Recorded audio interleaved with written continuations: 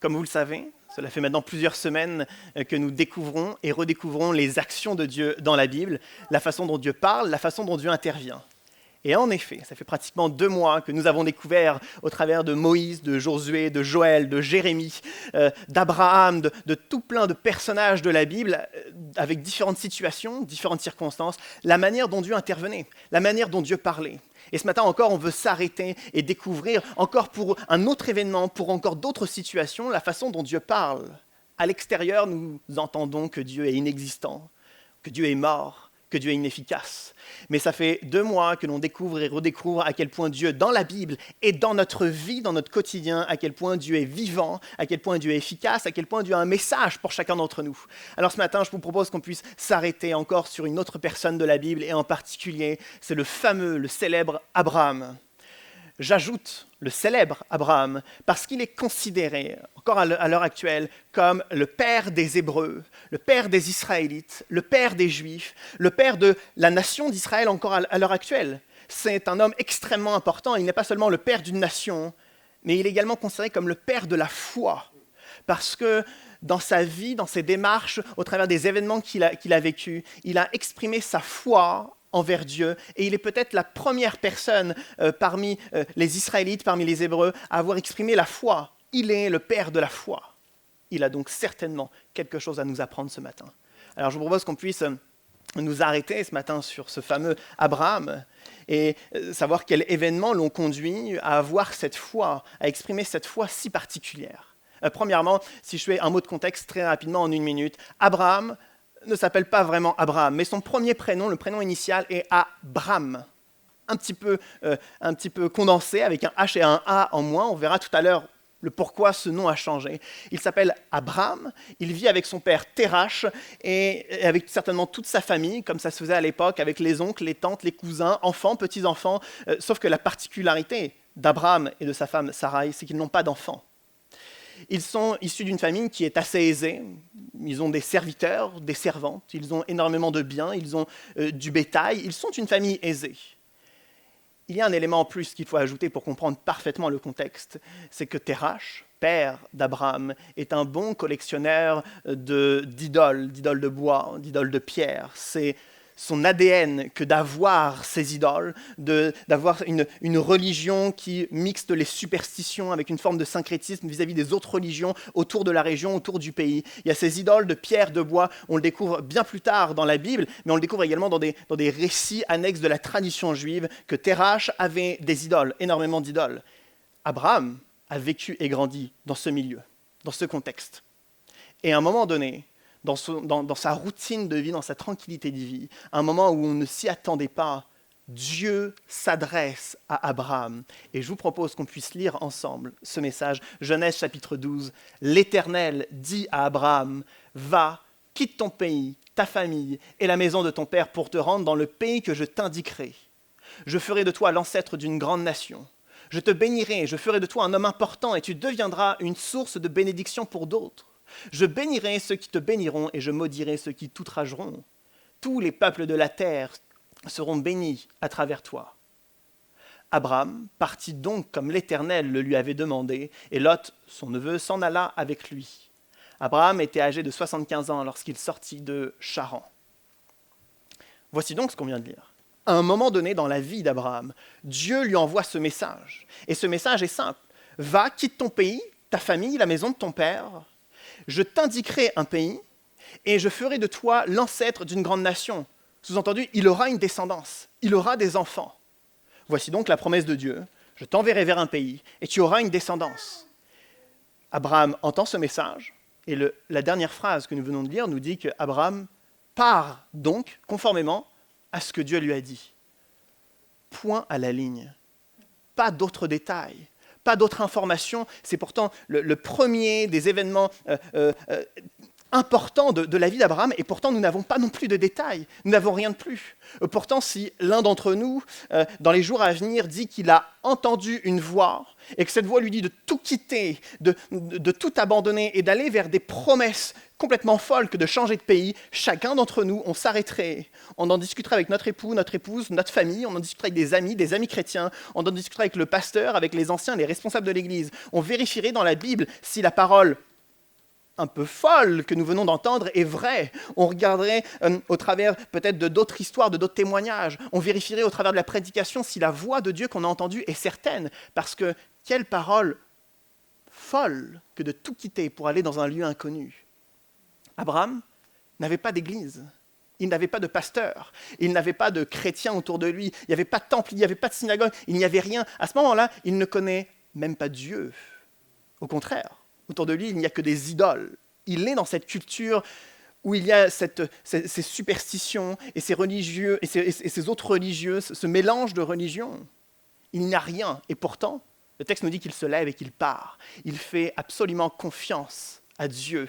Il se lève et il est capable de faire le choix qui va radicalement changer sa vie. Pourquoi ? Comment est-il capable d'exprimer cette foi ? Comment est-il capable d'avoir ce courage ? Je crois que la raison est simple.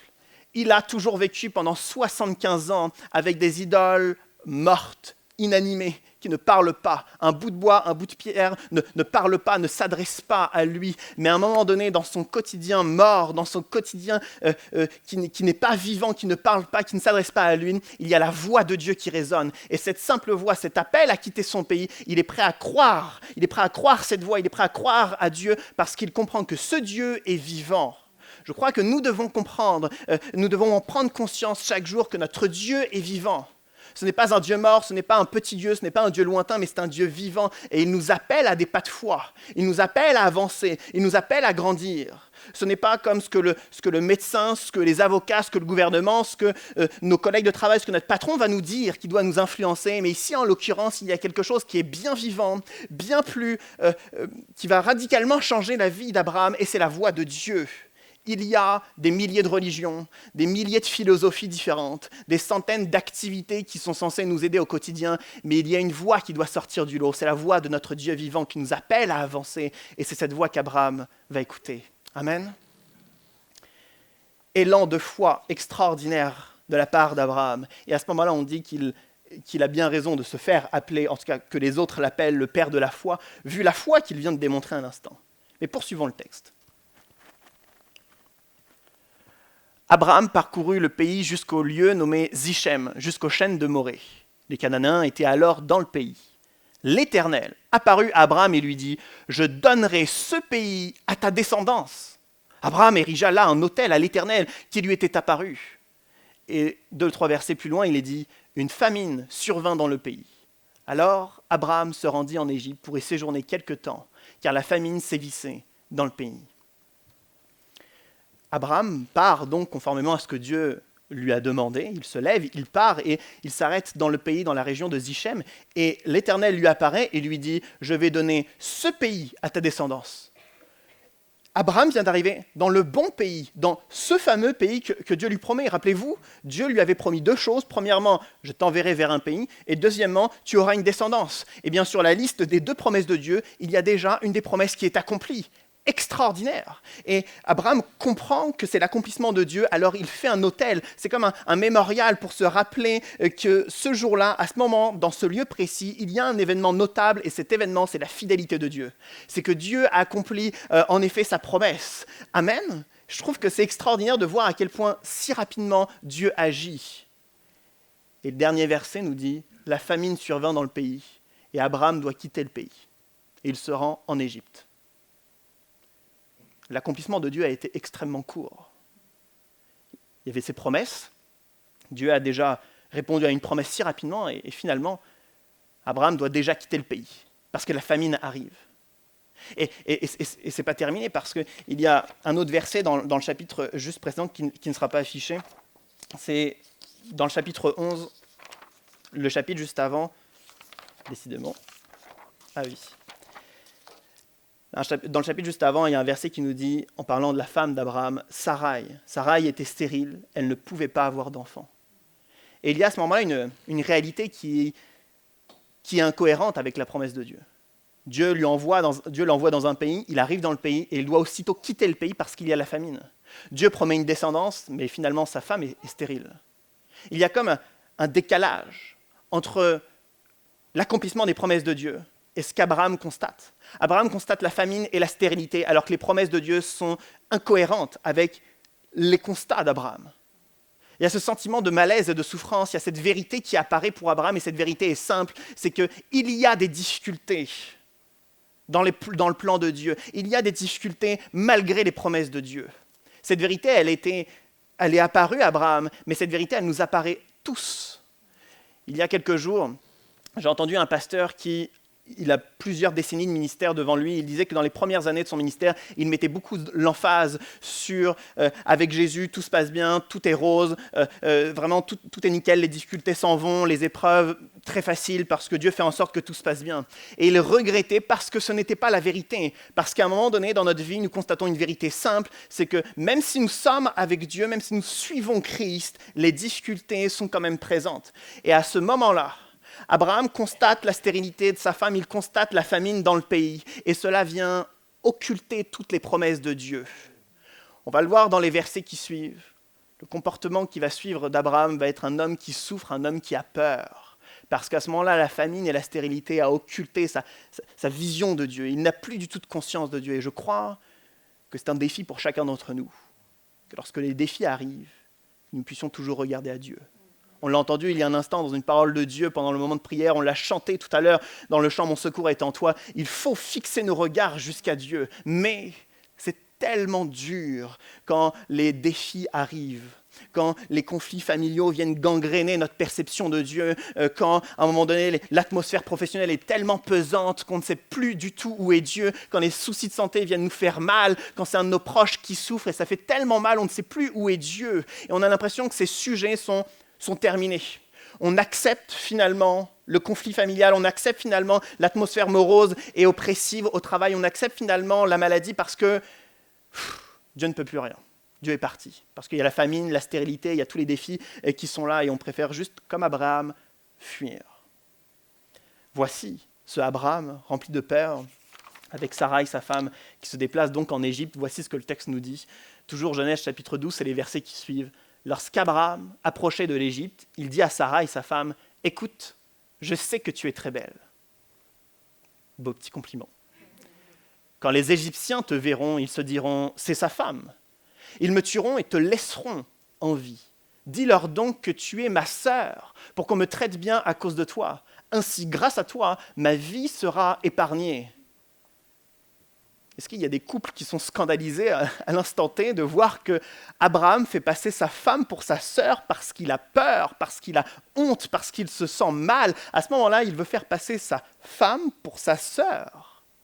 Et c'est complètement scandaleux, c'est horrible ce qui se passe. Il y a comme une trahison entre le mari et la femme qui arrive, il y a ce rejet de sa femme, mais on doit s'arrêter un instant et comprendre ce qui se passe dans l'état d'esprit d'Abraham. C'est sûr, c'est scandaleux, mais on doit comprendre. Abraham a peur ici pour sa vie. Et c'est légitime. Les historiens, dans les 2 derniers siècles, ont découvert qu'il y avait beaucoup d'histoires en Égypte, comme quoi des personnalités haut placées d'Égypte avaient envoyé l'armée pour tuer des hommes afin de se marier avec leur épouse. Les Égyptiens ont en particulier le pharaon et les personnes autour du pharaon, ont ce culte de la personnalité à tel point qu'ils veulent tout ce qui est beau, tout ce qui est enviable, et en l'occurrence, les femmes belles, ils les veulent également. Et donc, Abraham a peur pour sa vie, sa femme étant belle, il a peur qu'on le tue afin que le pharaon ou une personnalité politique de l'Égypte puisse se marier avec sa femme. Il a peur pour sa vie. Permettez-moi de spéculer et d'aller un petit peu plus loin. Je spécule, c'est que mon avis. Si Abraham fait passer sa femme pour sa sœur, et qu'en effet, il y a l'opération qu'il redoute, c'est-à-dire que sa femme se fait enlever et donc est mariée de force avec un Égyptien. Le pauvre Abraham, il n'a plus de femme. Mais la promesse de Dieu était qu'il puisse avoir une descendance. Alors si jamais il trouve une femme, cette fois-ci qui n'est pas stérile, peut-être qu'il pourra, Abraham, enfin accomplir la volonté de Dieu. Quel bon Abraham! Il est à deux doigts d'accomplir la volonté de Dieu, d'accomplir les promesses de Dieu, si jamais il change de femme. Si jamais il a une femme, cette fois-ci, qui n'est pas stérile. Alors, je spécule, mais je pense qu'il y a même du rejet pour sa femme, de la honte pour sa femme. Alors, on a un Abraham dans son état d'esprit qui a peur pour sa vie, qui trahit sa femme, qui a honte pour sa femme, et il va commencer un mensonge. Mais que se passe-t-il dans l'état d'esprit de Sarai? Sarai, depuis toujours stérile, cette blessure identitaire qu'on ne peut même pas imaginer. Une blessure identitaire, une blessure en tant que femme, une blessure en tant qu'épouse. Plus encore, lorsque Dieu donne cette fameuse promesse à Abraham, comme quoi il aura une descendance, c'est elle l'obstacle à la volonté de Dieu. C'est ce qu'elle imagine certainement. Elle est l'obstacle, elle est stérile, elle est l'obstacle à la volonté, à l'accomplissement de la promesse de Dieu. Plus encore, arrivée en Égypte, son mari la rejette, son mari la trahit, son mari l'ignore. C'est ce qui se passe dans l'état d'esprit de Sarai. On est bien conscient que dans ce couple, à ce moment-là, il y a une blessure, il y a une souffrance extrêmement intense. On parle d'Abraham, on parle de Sarai, mais on n'oublie pas Dieu. Parce que je crois que Abraham et Sarai avaient oublié Dieu à ce moment-là. Parce que jamais Abraham n'aurait eu peur pour sa vie s'il se serait souvenu que Dieu avait des promesses pour lui et son avenir. Jamais Abraham n'aurait rejeté sa femme et n'aurait eu honte de sa femme s'il se serait souvenu que Dieu avait promis une descendance à sa femme. Jamais Sarai n'aurait eu cette blessure identitaire si elle s'était souvenue que Dieu lui avait fait des promesses. Jamais ce couple aurait souffert autant, jamais tout cela aurait été motivé par la peur s'il n'avait pas oublié Dieu, s'il n'avait pas oublié les promesses de Dieu. Et je crois qu'il y a les mêmes vérités pour nous. Abraham et Sarai avaient la famine et la stérilité qui venaient occulter Dieu. Et lorsque nos défis nous occultent Dieu, lorsque les défis nous empêchent de prendre conscience de Dieu, nous avons aussi un comportement qui n'est pas cohérent avec notre foi, parce que jamais nous ne serions dans une angoisse à en souffrir si nous arrivions véritablement à nous souvenir des promesses de paix et de sérénité de Dieu. Jamais le travail serait une source de peur et d'oppression si nous nous souvenions que Dieu promet de nous équiper, de nous former petit à petit afin d'être solides et stables dans tous les milieux, y compris le milieu professionnel. Jamais, si nous oublions Dieu, jamais nous n'aurions les souffrances que nous constatons chaque jour dans notre caractère, dans nos relations, dans les couples, dans les familles. Jamais nous n'aurions ces malaises si nous n'avions pas oublié les promesses de Dieu. Et il est vrai que les défis viennent nous occulter la main de Dieu, les promesses de Dieu, viennent nous occulter cette présence bonne de la part de Dieu. Ici, Abraham et Sarai se font énormément de mal l'un à l'autre parce qu'ils oublient Dieu. Et comme ce qu'Abraham imaginait s'est produit, on peut lire la suite, toujours les versets qui suivent. En effet, quand Abraham arriva en Égypte, les Égyptiens remarquèrent la grande beauté de sa femme. Des gens de la cour du Pharaon la remarquèrent et la vantèrent à leur maître, de sorte qu'elle fut enlevée et emmenée au palais royal. À cause d'elle, le Pharaon traita Abraham avec bonté. Il lui offrit des moutons, des chèvres, des bovins, des ânes, des serviteurs, des servantes, des ânesses et des chameaux. Mais l'Éternel infligea de grands maux au Pharaon et aux gens de sa maison à cause de Sarai, la femme d'Abraham. On peut mettre le prochain vers. Alors le Pharaon fit venir Abraham et lui dit « Pourquoi m'as-tu fait cela ? Pourquoi ne m'as-tu pas dit qu'elle était ta femme ? Pourquoi l'as-tu présentée comme ta sœur ? À cause de cela, j'en ai fait ma femme. Maintenant, voilà ta femme, reprends-la et va-t'en. » Et le Pharaon chargea ses gens de le reconduire avec sa femme et avec tout ce qu'il possédait. Ce qu'Abraham craignait est en effet arrivé. Le Pharaon a convoité sa femme, il l'a enlevée, il l'a emmenée. Cependant, le Pharaon se justifie. Il l'a fait parce que c'était la sœur d'Abraham. Et on a toute cette scène qui prend place avec les conséquences qu'on imagine. Sarah est emmenée de force, certainement dans le harem du Pharaon. Les spécialistes ne pensent pas qu'il y ait eu de rapport de viol ou de manquement à son intimité, pas en si peu de temps, mais c'était surtout une affaire à la fois d'avoir une belle femme dans le harem et également pour conclure une sorte d'alliance avec Abraham, parce que lui-même, Abraham va ressortir avec des biens, du bétail, avec un peu plus de richesse dans cette histoire.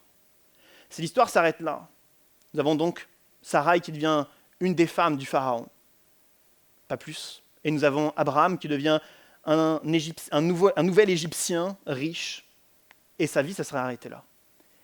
Mais le texte nous dit que Dieu est intervenu. Le texte nous dit que l'Éternel infligea des maux au Pharaon. Et l'intervention de Dieu va rétablir la vérité. À ce moment-là, Pharaon convoque Abraham. Et la vérité est criée à haute voix. Là où il y avait le mensonge, la trahison et le rejet d'Abraham vis-à-vis de sa femme Sarai, ici la vérité va éclater. Et le Pharaon va dire, pourquoi l'as-tu fait passer pour ta sœur ? C'est ta femme, c'est la vérité qui va éclater. Et à ce moment-là, on imagine, lorsqu'une vérité est dite à haute voix, il y a en Abraham certainement de la souffrance. De même que le Pharaon et toute sa maison souffrent des maux qui leur sont infligés, de même que Sarai, dans sa blessure identitaire, souffre. C'est-à-dire qu'en résumé, tout le monde, tous ceux que nous discutons depuis tout à l'heure, souffrent à ce moment-là. Parce qu'Abraham a menti. Parce qu'Abraham a peur. J'ai 2 remarques. La première, c'est que je pense qu'il y a toujours des conséquences au péché. Et je dirais même qu'il y a toujours plus de conséquences au péché. Le but d'Abraham, c'était de se protéger sa vie. La conséquence a été qu'il souffre, le Pharaon, sa maison souffre, et Sarai souffre. Il y a toujours plus de conséquences au péché qu'on imagine. La deuxième remarque, c'est que Dieu est intervenu. Dieu a rétabli la vérité. Et je crois, si on essaie de se mettre à la place d'Abraham, certes, il y a de la souffrance parce que la vérité est dévoilée. Mais je pense qu'il est rassuré également de voir à nouveau Dieu intervenir. Après tout, il ne connaît que très peu Dieu. Il sait juste que depuis qu'il a la famine, depuis qu'il y a la stérilité de sa femme, il a perdu courage. Où était Dieu ? Eh bien, Dieu est intervenu. Je crois que même si Abraham a souffert, il a reconnu l'intervention de Dieu. Même si Abraham a souffert, même si Sarai a souffert, même si Pharaon et toute sa maison a souffert, ils ont vu l'intervention de Dieu. Et je pense que c'est ce que ce couple avait besoin, c'est de se rappeler que Dieu était présent. Oui, il y avait la famine, oui, il y avait la stérilité, oui, il y avait les peurs, oui, il y avait tout ce qui gangrénait ce couple, mais lorsque Dieu est intervenu, et ça a rappelé qu'il était présent, ça a rappelé que Dieu n'était pas parti, que Dieu était bien là. Et je pense que c'est terriblement important pour nous d'en prendre conscience, parce que combien même nous sommes chrétiens, nous savons quelquefois vaguement que Dieu est présent. Mais Dieu n'est pas juste présent quelque part, il est omniprésent, il est à droite, à gauche, non, ce n'est pas ça. Je crois que Dieu veut se charger de chacun d'entre nous précisément. Dieu n'a pas laissé le mensonge passer, mais Dieu est intervenu. Certains d'entre nous, lorsqu'on discute les uns avec les autres, on dirait que certaines situations sont terminées, sont closes. Oui, de toute manière, on ne se parlera plus et c'est comme ça, point à la ligne. De toute manière, il m'a abandonné, c'est injuste, alors je resterai comme ça toute ma vie. J'ai des angoisses, ça a toujours été comme ça, je ne changerai jamais et de toute manière, c'est fini, c'est comme ça. De même qu'Abraham et Sarai pensaient que c'était terminé, c'était la fin. Ils sont en Égypte, ils ne sont plus du tout dans le pays. Il y a la famine, la stérilité, tout ça, les gangrènes. Mais Dieu n'en avait pas terminé. Nous pensons que certaines affaires sont terminées. Pas pour Dieu. Dieu est intervenu, combien même ça faisait mal. Dieu avait décidé que ce n'était pas terminé. Et nous plaçons quelquefois un stop à Dieu lorsque nous pensons que certaines situations sont terminées, que nos enfants ne reviendront plus jamais à l'église, qu'un tel ne changera plus jamais, que de toute façon à mon travail ça ne se réconciliera jamais, que les problèmes de santé ne resteront comme tels toute la vie. Non. Dieu a décidé d'intervenir dans une situation qui était non seulement impossible, mais oubliée par Abraham, oubliée par Sarai. Mais Dieu voulait revenir sur cette situation et Dieu clarifiait toutes choses. Et je crois que ce matin, on doit prendre conscience, c'est la deuxième leçon d'Abraham, on doit prendre conscience que c'est Dieu qui est souverain. Et s'il a décidé que la situation n'était pas terminée, eh bien Dieu allait intervenir encore et encore et encore, même si ça fait mal. Mais Dieu a décidé d'intervenir, tout pendant qu'il n'y a pas la justice qui est faite, tout pendant qu'il n'y a pas la réconciliation, tout pendant qu'il n'y a pas cette prise de conscience que Dieu est présent. Amen. Abraham et Sarai redécouvrent donc la présence de Dieu. Quelques années passent, ils ont tout un tas de péripéties, et à un moment donné, Dieu s'adresse à nouveau à Abraham et Sarai, et voici ce que le texte nous dit, on passe en Genèse chapitre 17. Abraham tomba sur sa face, et Dieu lui parla en disant « Voici mon alliance que je fais avec toi. Tu deviendras père d'une multitude de nations. On ne t'appellera plus Abraham, mais ton nom sera Abraham. Car je te rends père d'une multitude de nations, je te rendrai fécond à l'infini, je ferai de toi des nations, et des rois sortiront de toi. » Quelques versets plus loin, Dieu dit à Abraham « Tu ne donneras plus à Sarai, ta femme, le nom de Sarai, mais son nom sera Sarah. Je la bénirai et je te donnerai d'elle un fils, je la bénirai et elle deviendra des nations, des rois de peuples sortiront d'elle. » Dieu réaffirme ses promesses. Dieu parle à nouveau.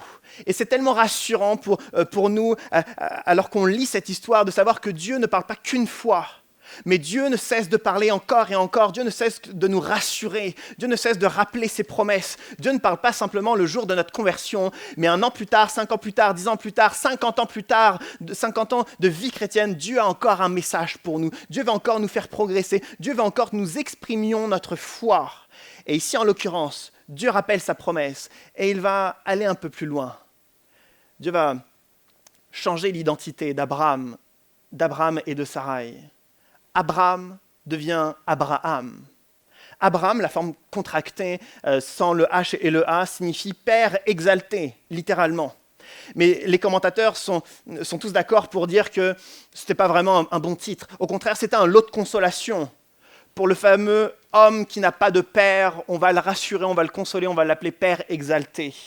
Il n'a pas de fils, il n'a pas d'enfant, il n'a pas de descendance, donc on va l'appeler père exalté. C'est un peu un lot de consolation, c'est le père de tous, parce qu'il n'a pas d'enfant. Mais ce père qui n'a pas d'enfant, ce père par défaut, cet Abraham, va devenir Abraham, le père d'une multitude. C'est le premier changement d'identité. Deuxièmement, Sarai devient Sarah. Sarai signifie « ma princesse ».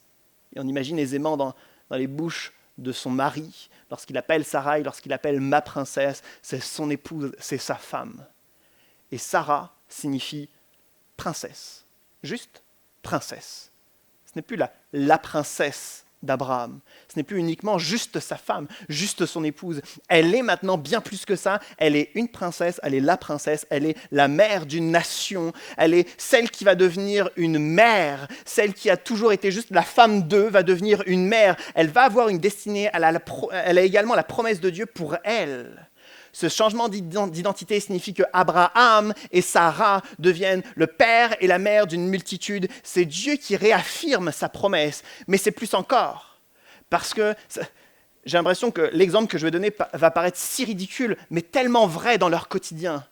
Lorsque Sarah va appeler le lendemain, pour X ou Y raison, va appeler Abraham, elle va dire Abraham pour l'appeler, mais donc elle dit père d'une multitude. Elle le dit à haute voix, elle le prononce. C'est-à-dire que chaque jour, dès lors que leur prénom est exprimé, c'est le rappel de la promesse de Dieu. Chaque jour, c'est la princesse. Chaque jour, c'est le père d'une multitude qui est exprimé encore et encore. C'est-à-dire que chaque jour, ils s'entretiennent dans cette promesse.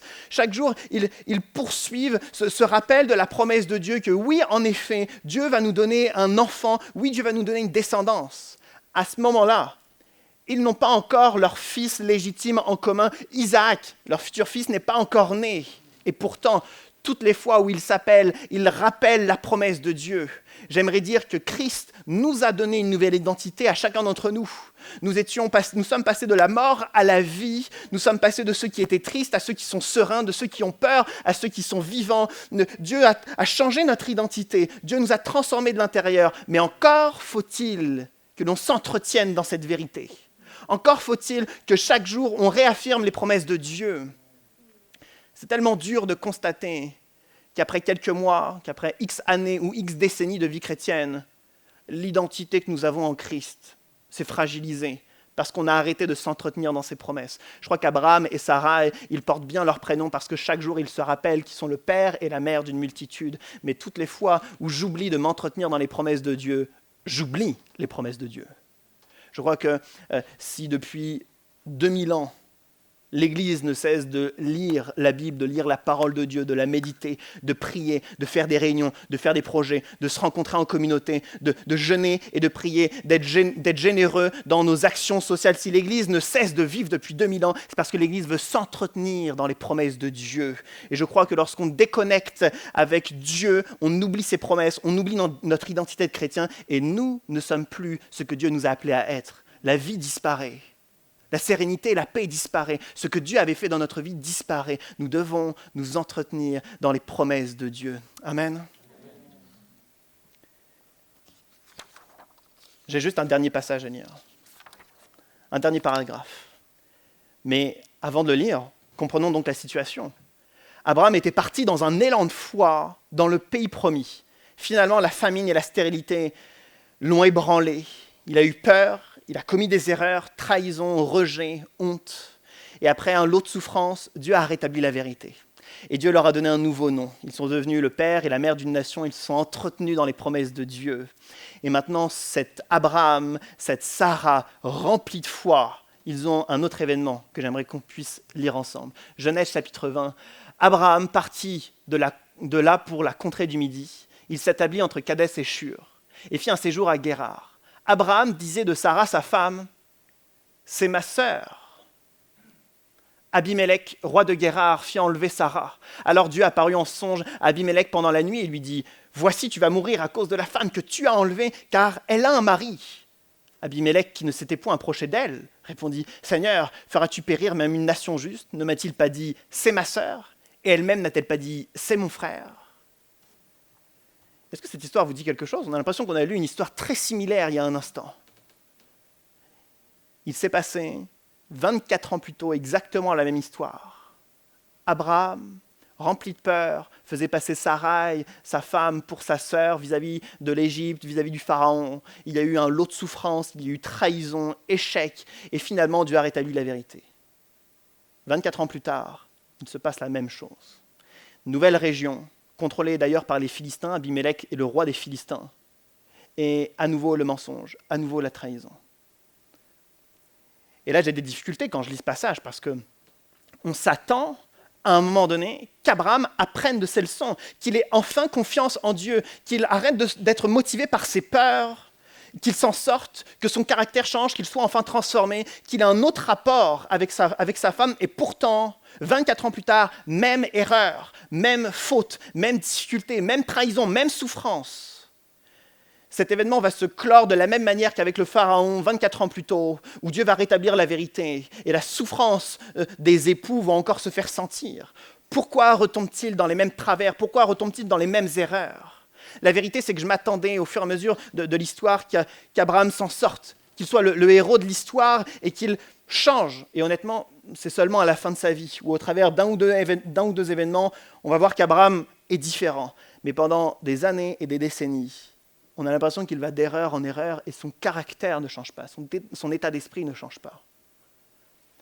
Ça me fait mal de le dire, mais je lisais cette histoire en m'attendant que Abraham soit le héros. Mais il n'est pas le héros de l'histoire. Et d'ailleurs, semaine après semaine, on passe d'un personnage biblique à un autre pour voir la façon dont Dieu intervient, mais la vérité, c'est que Moïse n'était pas non plus le héros de l'histoire. Josué n'était pas le héros de l'histoire. Le prophète Joël n'était pas le héros de l'histoire. Le roi David n'était pas le héros de l'histoire. L'apôtre Paul n'est pas le héros de l'histoire. Le grand David Wilkerson n'est pas le héros de notre histoire. Martin Luther, le père de la Réforme, n'est pas non plus le héros de notre histoire.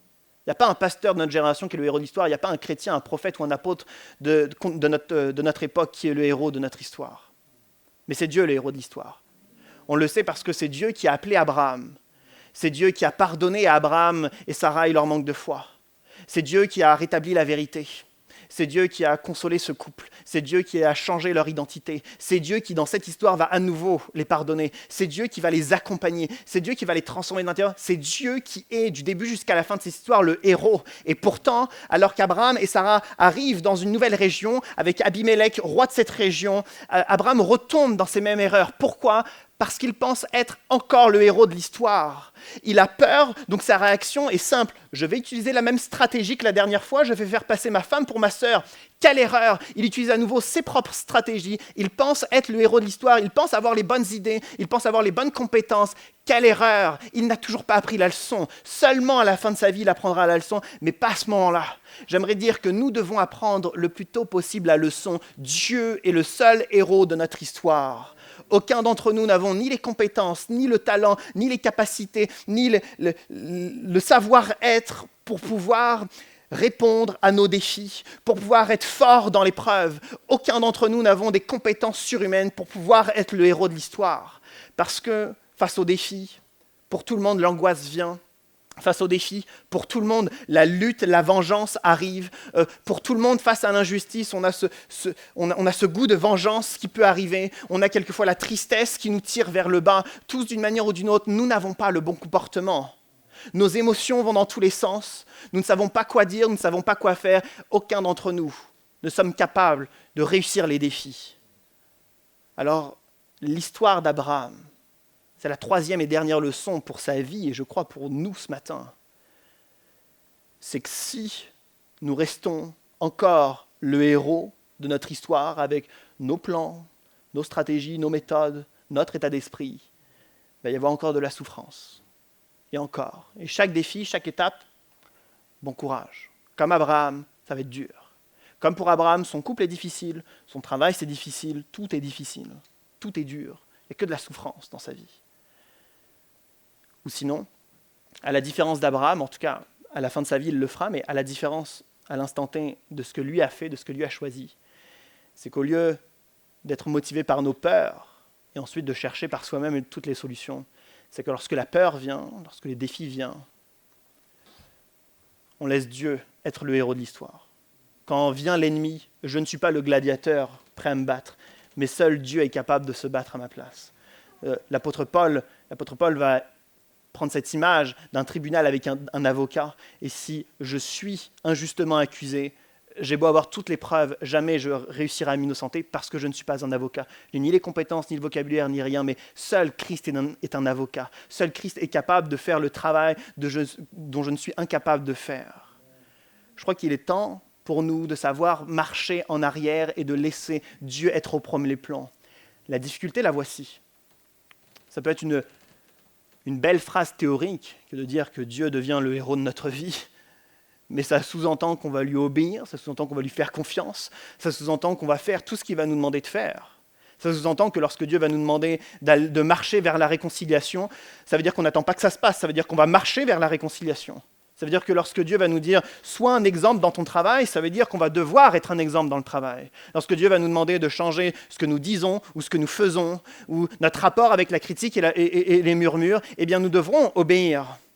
Ça veut dire que si on met Dieu en tant que héros, si on met Dieu en avant, ça veut dire qu'on va lui obéir. Et c'est ça toute la difficulté. Je crois que lorsqu'on obéit à Dieu, lorsqu'on le laisse être le héros de notre histoire, alors Dieu fait en sorte de nous accompagner parfaitement.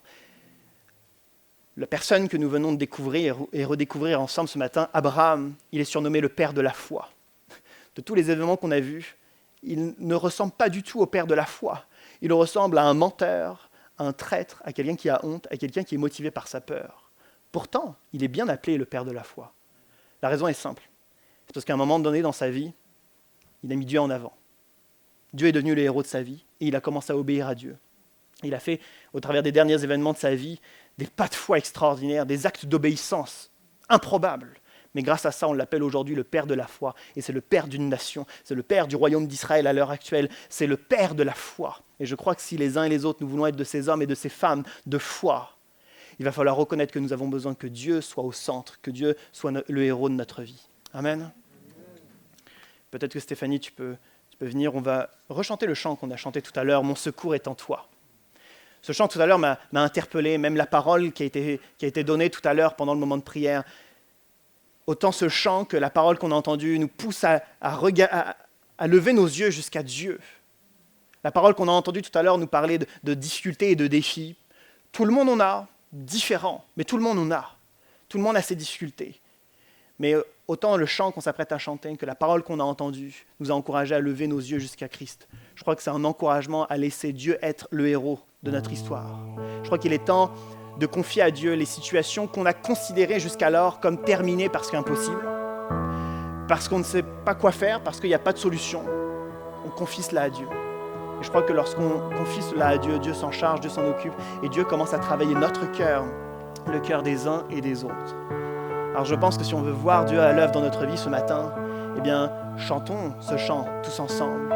Prions de tout notre cœur dans ce moment d'intimité et demandons-lui, sois au devant dans les combats. Je veux t'obéir, je veux la force de t'obéir, je veux le courage de te laisser travailler dans les parties les plus profondes de ma vie auxquelles j'avais abandonné le combat. Travaille. Je crois que c'est la prière que nous devrions faire ce matin. Je vous propose qu'on puisse se lever et je vais conclure par la prière.